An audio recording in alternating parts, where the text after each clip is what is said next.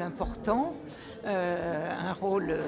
qui reste encore en grande partie à étudier, un rôle qui met en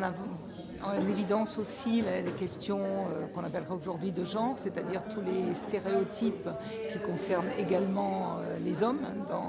dans la période. Et puis cette conclusion paradoxale dont j'ai parlé, à la fois d'une très grande ouverture et une manifestation et dans les gestes et dans les écrits d'une grande liberté des femmes, et puis cette fermeture des institutions politiques qui va peser très lourdement sur la vie politique en France en particulier. Je crois qu'on est vraiment les héritiers malheureusement de cette force de résistance qui nous pose, je trouve, des vrais problèmes, parce qu'en même temps, c'est ce que j'ai essayé de montrer, qu'on peut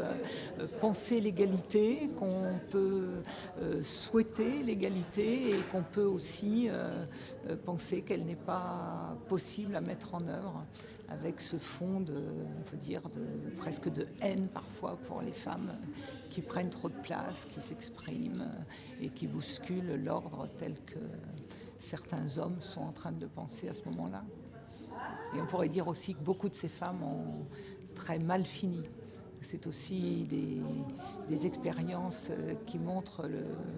le risque qu'il y a à être dans des courants qui sont somme toute assez minoritaires, même si ils peuvent correspondre à des mouvements de fond importants. Et donc beaucoup de ces femmes ont fini folles ou pauvres, ou on ne sait pas très bien comment elles ont fini.